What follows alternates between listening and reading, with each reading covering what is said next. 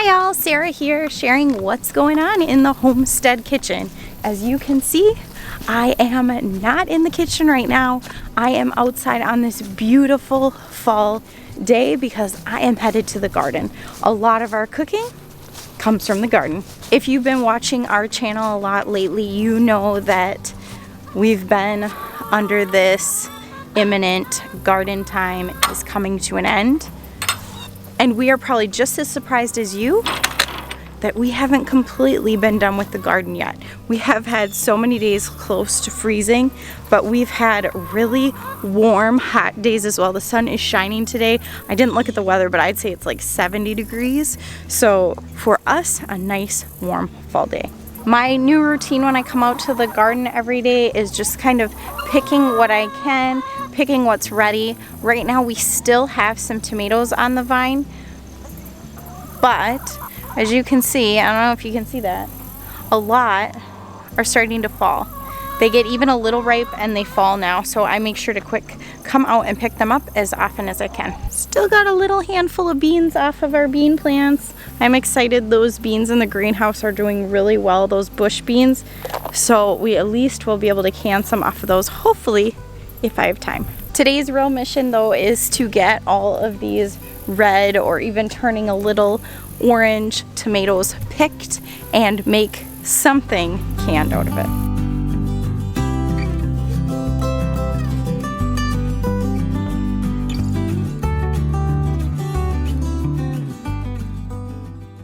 So as I'm out here picking tomatoes, my grandma called and it was so nice to visit with her, and she said, "So now that your garden's not growing anymore, what are you up to?" And it made me laugh because here I am in the garden picking tomatoes, and yeah, I thought I would be kind of done by now, but I'm not. This is that volunteer dill plant that came up on its own earlier this year. We didn't have dill when we needed it for making pickles, but it's just so awesome to see, and I am just torn if I am going to take off these heads because those would freeze and make such wonderful pickles, or if I'm going to dry some of it. There's some dillweed on here. I love dillweed for salad, so I might dry some. But look at all this. Look at all that. So much dill. It smells so good. So talking about volunteers, look at these onions. Where did they come from? I love it. I'm kind of tempted to pick them and at least use the tops for something, but I have nothing to use it for now. I'm not sure what I'm making for lunch, but I don't think it's gonna involve, you see me? I don't think it's gonna involve green onions. Got some strawberries. The kids will be excited about that. So I have to get back up in the house or I'm not gonna have time to cook anything. I always get distracted by stuff. Speaking of, our borage and our marigolds, they have just flourished so well. It smells so good when you're coming into the garden smelling all of this. And we haven't cooked with borage leaves at all, mainly because someone who will remain unnamed is nervous of the prickly texture of them. I did read that the smaller they are, the less prickly they are, but that when you cook with them, it brings out a really great fresh flavor. So I'm really interested, since we have so much borage, in finding a way to freeze it so that we can have more greens this winter. We haven't even tried cooking with it, so it seems kind of silly, but I'm curious, have any of you out there frozen borage leaves, and how did you do it? I'm wondering if you would do the same as if you were kind of cooking spinach and then froze it, if you would do the same with the borage. I don't know. Leave a comment down below if you have any great tips or ideas for me on that, because I kind of want to try it, and frankly I just need to try cooking borage first and see if we like it, but if it works, I want to try freezing some.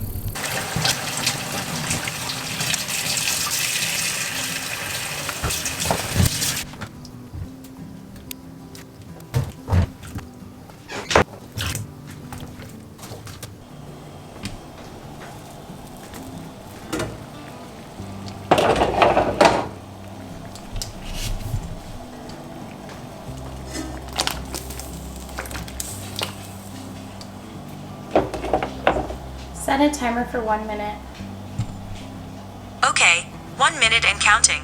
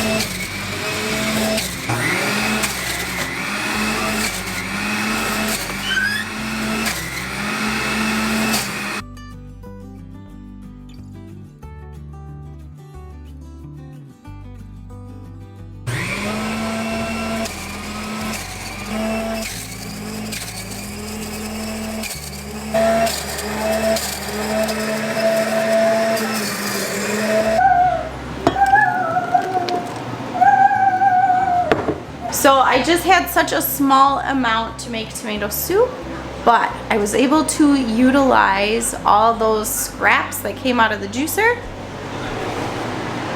And I am making pizza sauce because Matt is making pizza for lunch. This is another day, by the way. I picked all the tomatoes, got all the peels off yesterday, and today I am trying to get my tomato soup canned. I didn't have as many tomatoes as I hoped, so I'm only making a quarter of my recipe, which is not very much.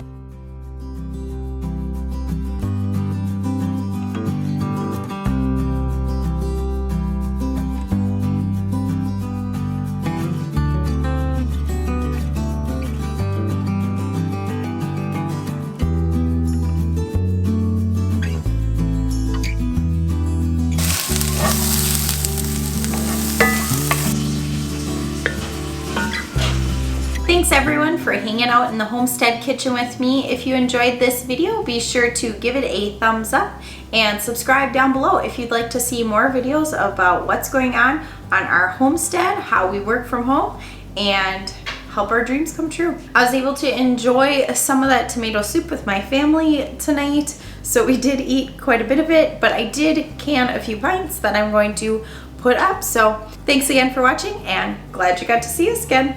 Bye.